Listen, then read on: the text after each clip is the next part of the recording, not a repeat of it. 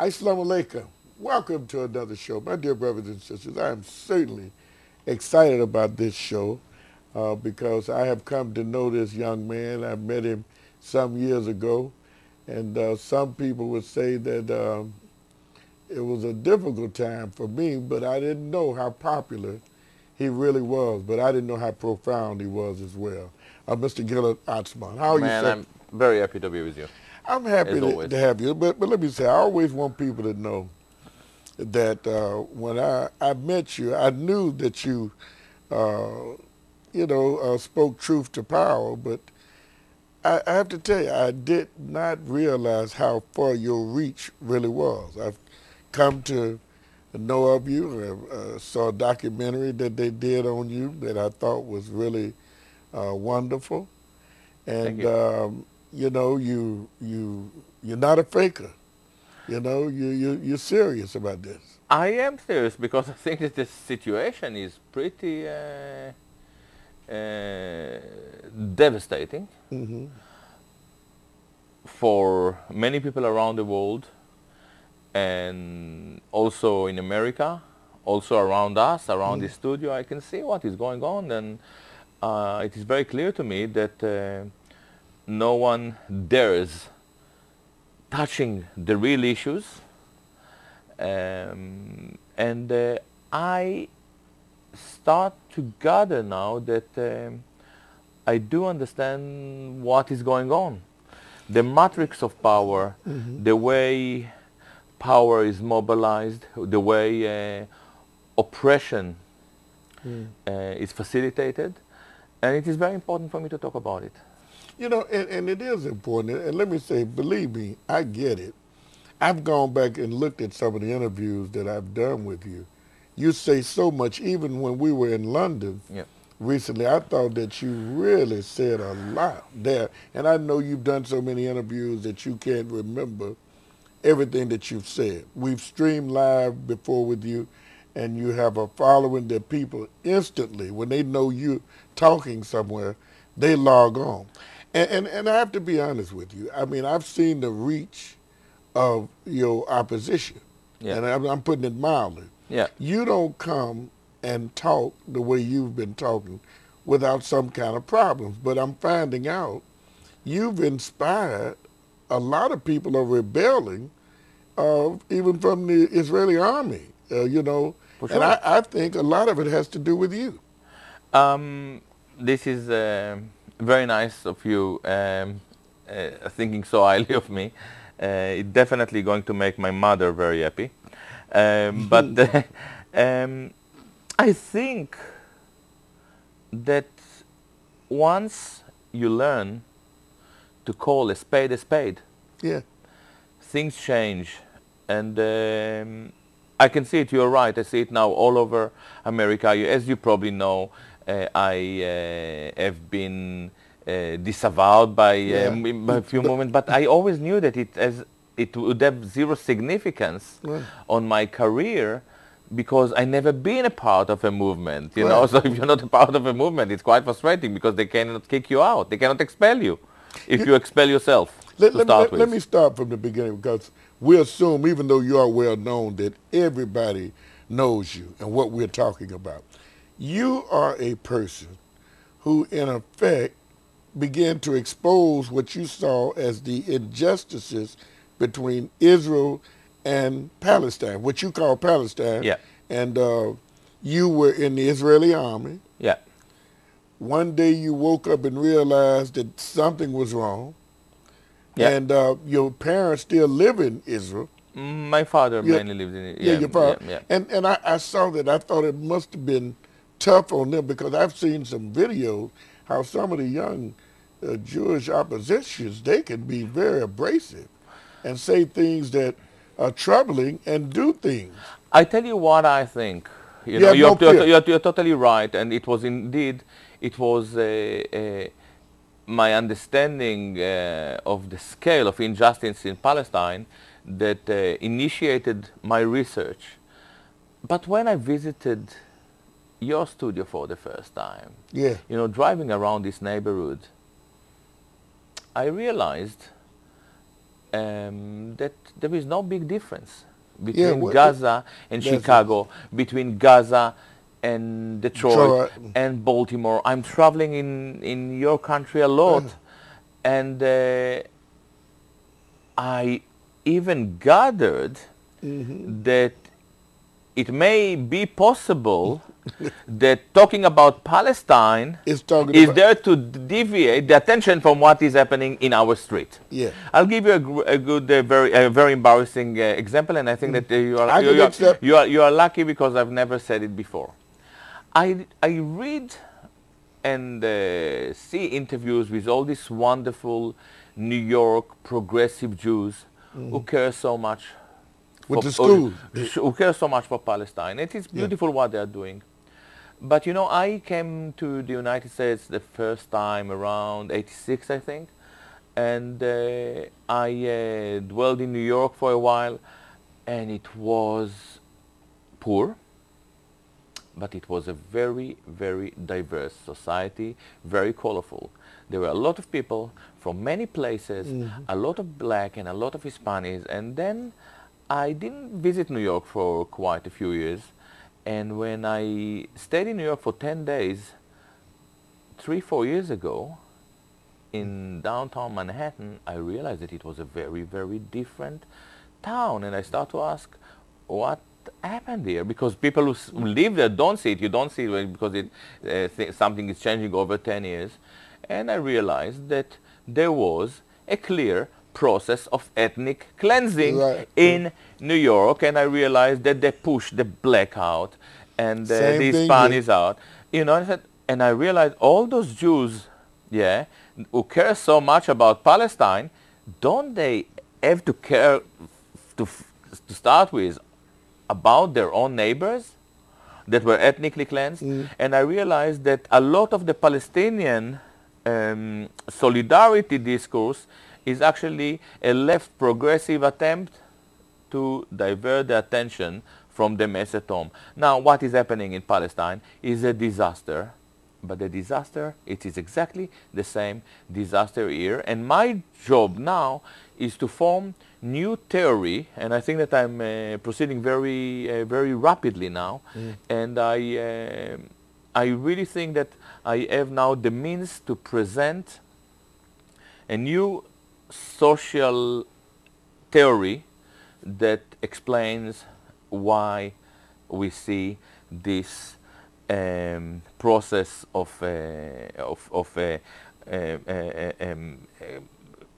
global oppression.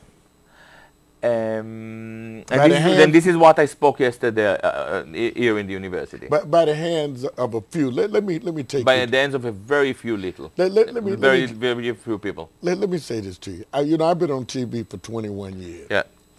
And I thought that I had made some strides, you know, in never being necessarily accepted. Yeah.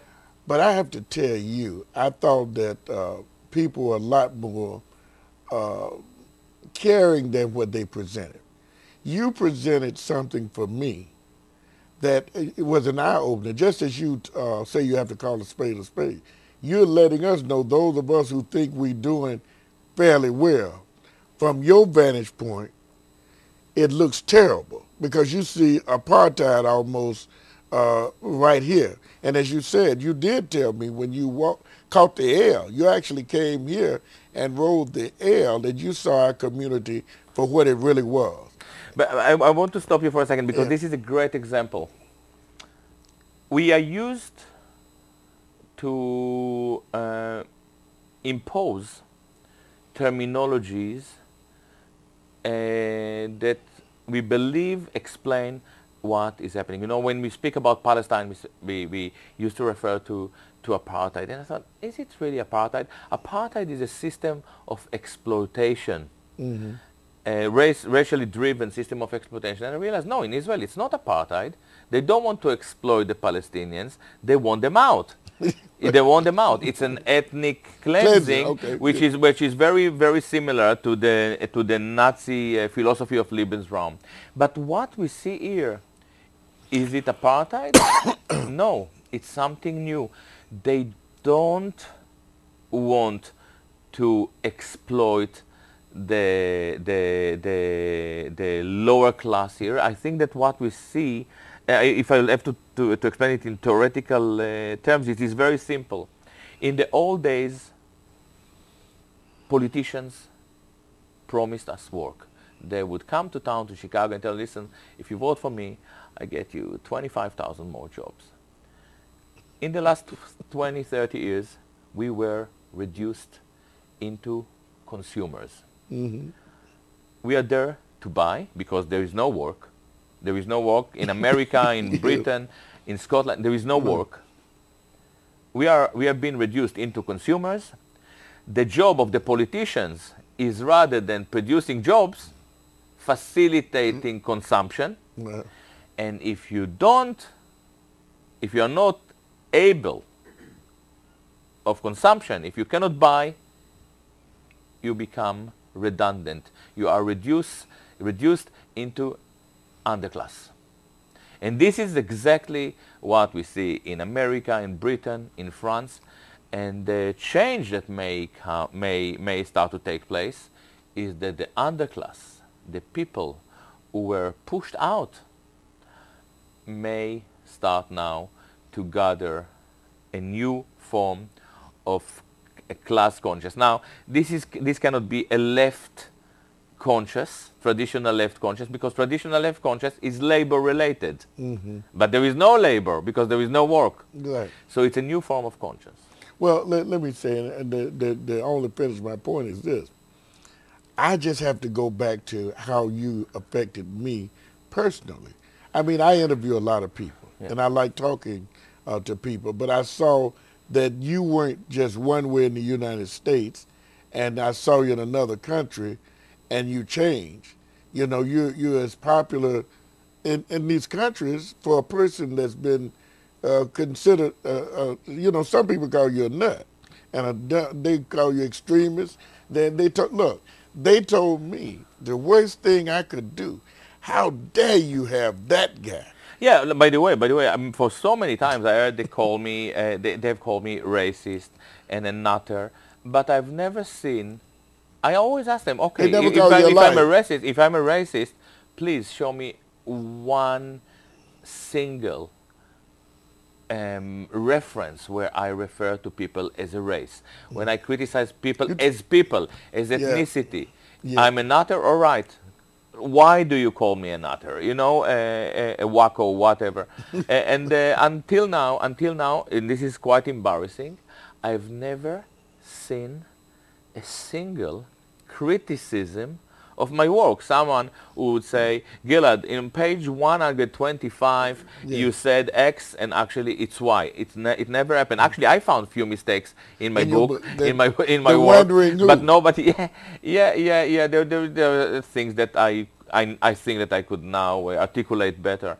But I've never seen a single mistake. Nobody has ever managed to come and suggest that there is a fault in the way I develop my argument, and it is actually very interesting, because the way, this is something that I learned in the IDF actually. What I do when they attack me, I join them.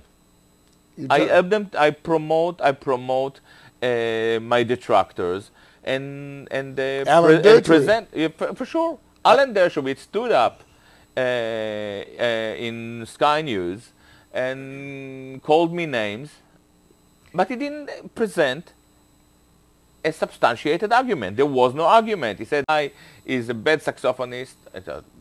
I'm quite busy for a bad saxophonist, you know, so I think maybe there is social justice now. And that's my point. Equality. You're good at what you do. Alan Dershowitz has been known for a very articulate lawyer. You exposed him to make him look like a nut. Yeah, and by the way, he sold around 3,000 copies of my book in one night. Yes, he you did. know, which is, and unfortunately, he gave up on me. You know, Alan, if you listen to us now, you know, it could be. And by the way, I invited Dershowitz. I told him, if you have a problem with me, debate me. I'll debate you anywhere, anytime. But even in the documentary that they did on you, I mean, I was surprised that the criticisms can be great, but when you really press them, there's no argument. But I used to be on the Human Rights Commission. And because of you, I'm no longer on the Human Rights Commission because I interviewed you. Yeah. And look, they never talked about my record, but I'm serious. They were angry. They didn't say how well I did on the Human Rights Commission because you're known as a humanist. I thought what I was doing was a great thing to bring you, to give you the ability to talk. But my point... Okay. Let me just say this. I just want to say, because that's under the bridge as far as the Human Rights Commission. I enjoyed it for 9 years. But I'm saying they came out the woodwork, not in America, to write on you. They came all the way from Jerusalem. Yeah. Yeah, I can so imagine. No, I'm saying that's like the Mossad or something. It's not that, this is the thing, that we are not dealing with the Mossad. The Mossad doesn't have to work that hard because the way the Jewish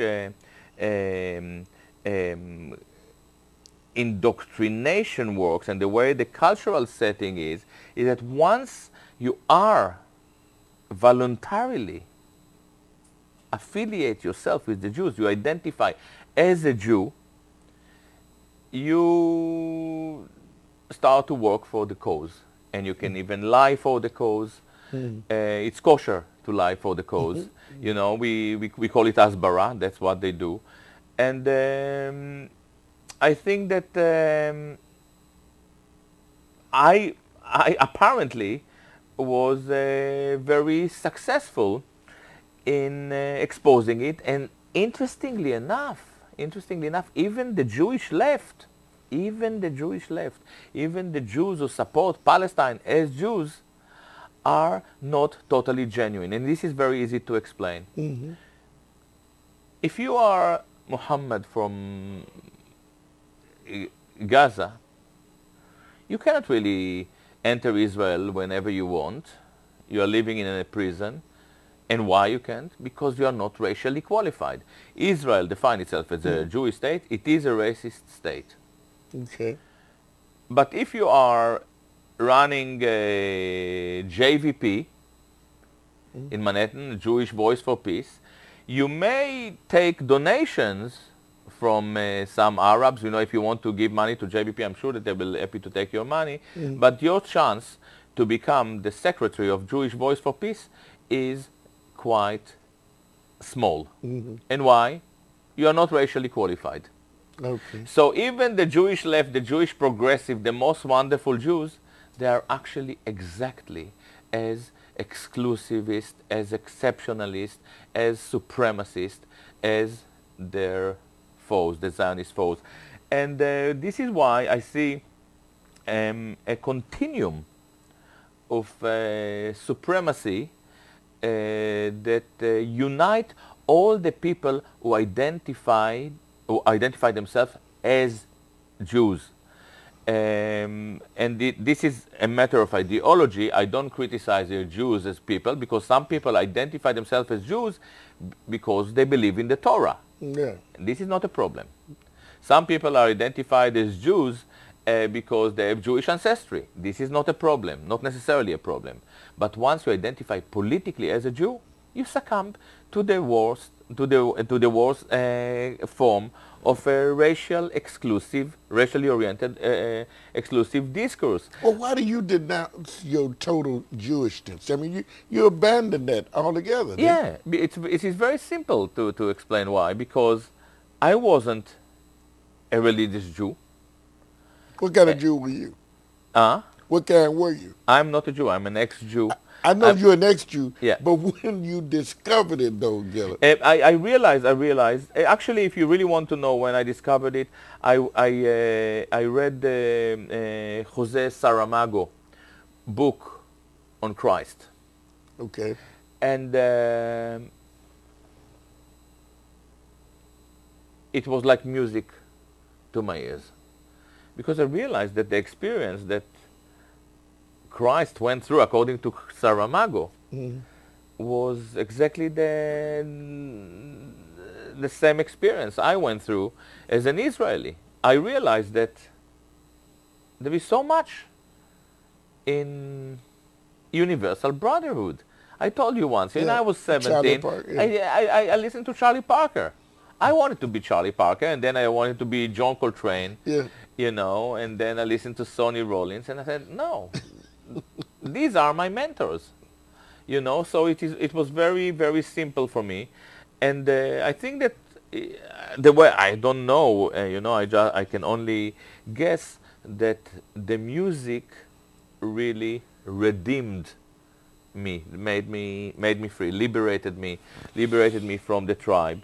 And I see myself as a follower of Christ. I'm not kind of a type of a guy who would go to church. I don't believe in churches myself. You know, I like to think But this is the first time independently. you told me that you felt you were a follower of Christ. But you mean the true Christ and what his principles. For me, the true Christ, you know, and that's the way I see it.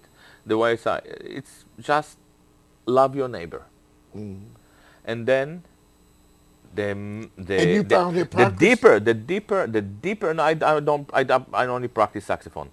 Yeah, but I mean, but did you find hypocrisy in those that you were with? See, Gilad, I want people to understand, you were in the Israeli army. Your job was to kill people and oppress people. My job wasn't to kill, you know, when you know, in my kind of more kind of combatant, I trained to be a paramedic for a while, and I saw the war, and I saw how devastating it was. And actually, I didn't want to kill anyone, and I was lucky, if anything, just to save people. And I realized at the time that for me it really didn't matter if a soldier, you know, was a wounded soldier, was a Syrian commando, or a Palestinian or Israeli. For me, they looked the same. They looked like people who needed an urgent attention. So medical attention was your way of... In a way, I realized myself that that this is the issue. I also saw, and this is natural in the case of war, I saw how sometime like Syrian soldiers, when brought into Israel, were treated harshly by Israelis, and it looked very wrong to me. Now, I grew up in a very patriotic home, like most Israelis, and I really believed in the Israeli army to be an ethical army, and so on and so on. And I realized that it wasn't at all, you know, and I didn't want anything to do with it. Let me tell you, I'm going to take a break, but before I do, let me ask you this. Because as I say, you're not a religious person. You've proven that. I'm not saying that I'm not a religious person. I'm not a person who would go to church. Hang out in church. To hang out in church, you know, it's not, but let not me for ask me. you Sunday, you know, I can do bar mitzvah. The President of the United States here, the President of the United States, just declared war. They strategically killing people. And the general from the Pentagon today said, well, we tried to prepare for as much collateral damage as we can. Now, I know for a fact they were talking some time ago. Israel wanted Syria attacked, okay? I heard that Israel trained ISIS, or ISIS or whatever they want to be called. And nobody challenged them about why did they train them. At first, they were in their interest.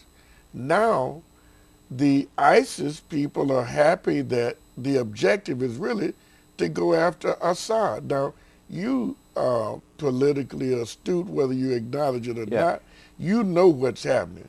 So when I take this break and I come back, I'm going to give you a chance to talk if you want to play the saxophone, whatever you want to do. But I want you to... It is a very important issue and we must address it. Yeah, that's what will you do that for me? For sure. Okay. Brothers and sisters, we're talking to Gilad Atzmon, who is a famed, I'll call him a philosopher. Well, he studied philosophy at Tel Aviv, didn't you? And he's a humanist. He plays the saxophone well. I mean, just more than one. Alto. We'll talk about that. We'll be right back.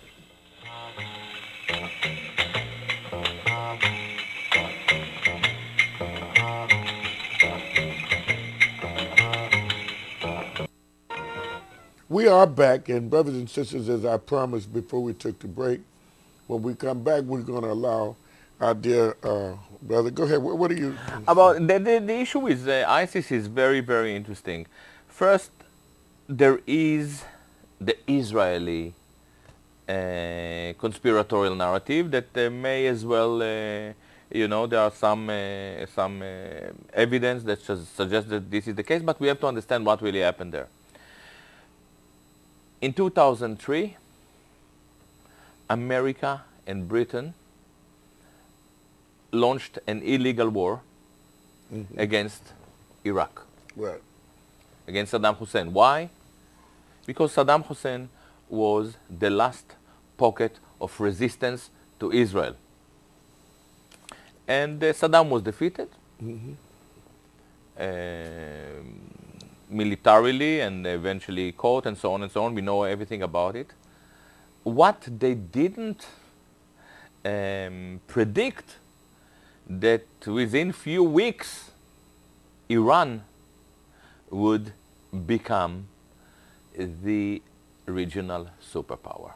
And if this is not enough, once the American allegedly left Iraq, it was al-Maliki Shia government that won the election, the democratic election. And the meaning of it is that not only Iran is a superpower, in the eyes of the Israelis, Iran now expands as far as the Jordanian border. This is something that the Israelis couldn't deal with. Because why? Because I define it, because the Israelis suffer from pre-traumatic stress. You know, they are traumatized by the fantasy of destruction that they, and why? Because they project. Because they kill all the time, so they are sure that everyone else wants to kill as well. But we won't get into that. Why not? We can do like because we are now with ISIS, with Daesh. Okay. All right, Israel had two options. One, to invade Iran or to bring a war on Iran, which they tried. Right. They tried to push America into Iran and Britain and so on, and they used their lobbies. They walked out on it. It didn't work. It didn't work. And then the second option was to put into action the Inon plan, to create sectarian war, to try to inflict a war in the region where the Sunnis in Iraq and within Syria would form their own state that would jeopardize any imaginary Iranian attempt to expand. So this is the Israeli narrative. And actually I think that it's quite pathetic that I am, that a saxophonist has to explain it on TV in America. This is something that American analysts should do, not me. Hey, this is one option. The other option is very, very different. 100 years ago, you could get on a horse in Jaffa, ride to Amman, from Amman to Damascus, from Damascus to Beirut, and back to Jaffa without a single paper. There were no borders. It was an open space, a lot of different tribes. And as it seems, the region is now coming back to what it was. In the end of the World War I, the Brits and the French divided the region into borders. This is why the borders in the Middle East, they are kind of straight lines, very strange. You know the history, though. You know, they made some dots on the map. And these dots with imperial powers and different setting of dictatorships, they managed to maintain these bizarre constructions. And now, due to the Arab Spring and so on, and intervention, all those countries basically collapsed. And what we see, the return of the tribal setting, and ISIS and different groups in the region are basically, you know, the embodiment of this process. A friend in Oxford told me the other way, you know, that the way to describe it, when you have a pendulum, it always eventually comes to the same place. And this is the place. This is the place, and it is out of control. And what we see, America, Britain, and Israel now try to interfere. Unfortunately, America is launching once again, a war with no objectives. Now, this is very unique. This is very unique. I was a soldier. I'm sure that quite a lot of your viewers were soldiers, were in the military. The one thing that is very clear for every soldier, that every military operation must be guided by a clear objective. And this is, you know, when you achieve it or you didn't, and so on and so on. I'm very suspicious now because America has launched too many wars with no objectives and actually achieved nothing. And I started to realize that while in the old traditional theoretical strategic manner we used to think about objectives, about victory, war was for victory, in the new world order it's not about victory. When we have a war, it means that Boeing produces a lot of drones and McDonnell Douglas produce a lot of, I don't know, F-35 or whatever they produce, and a lot of tanks, and a lot of gear, and a lot of money is going, and a lot of, not a lot, when very few people make a lot of money. They were talking and this is what it is. Wars are not about objectives anymore. They're about the American British elite making money. Now there is another question another issue that is very, very interesting to do with Islamic Jihadi and ISIS and all this militant group, and I think that we must elaborate on it. Please do. This is very important. In the last 30, 40 years, some progressive lobbies worked extremely hard on breaking American society into identities, into groups. While in the old days, at least from a Marxist, from a lefty perspective, it didn't matter if you are black, if you are a Jew, if you are a woman, if you are gay. The only thing that mattered was whether you are a worker or a bourgeoisie or capitalist. If you are a worker, you are my brother, whether you are whatever you are. Work disappeared. They needed to maintain a cause, and they decided to slice American or Western culture into identities. We started to talk as a black, as a Jew, as a Muslim, as a gay, as a. Now, this means nothing, especially in this multicultural discourse, because you cannot really celebrate your real symptom being a Jew or being a Muslim. And what we see is a growing form of identification and loss of authenticity. This is clear. When you see a Jew saying, as a Jew, I believe that Israel doesn't have the right to do what, you know, those commit these crimes to the Palestinians. So, okay, as a Jew, what does it mean when you say as a Jew? Are you religious? I said, no.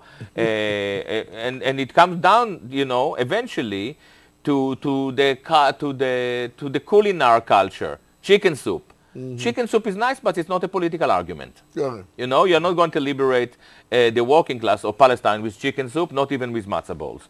Now, I realized, no, check it out, and this is clear. Zionism solved it. They came to the Jews and they told him, rather than talking as a Jew, take the first El Al plane, come to Israel, and be a Jew.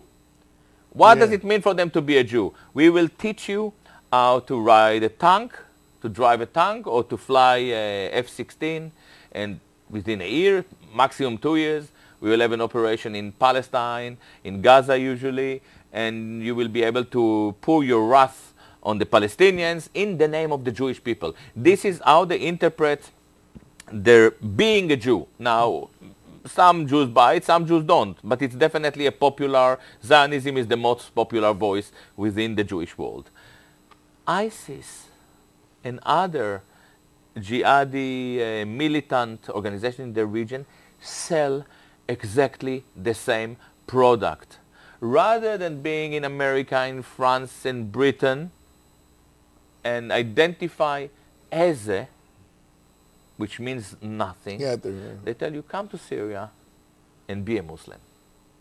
Now, we can debate if this is what, you know, it's not down to me to debate, you know, you are a Muslim, I'm not, you know. Muslims can debate amongst themselves what it means to be a Muslim, but what we see, it's how multiculturalism and identity politics backfired.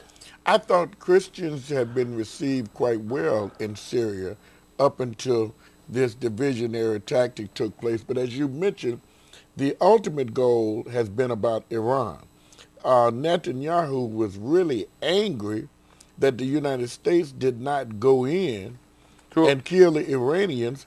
And when the president began to even talk to them and then release some of their funds, which they had no business holding hostage anyway. This is true, and this is very interesting now, because if, I say if, I'm not so sure, if America is indeed threatened, I don't say that this is the case, but this is the way it is presented.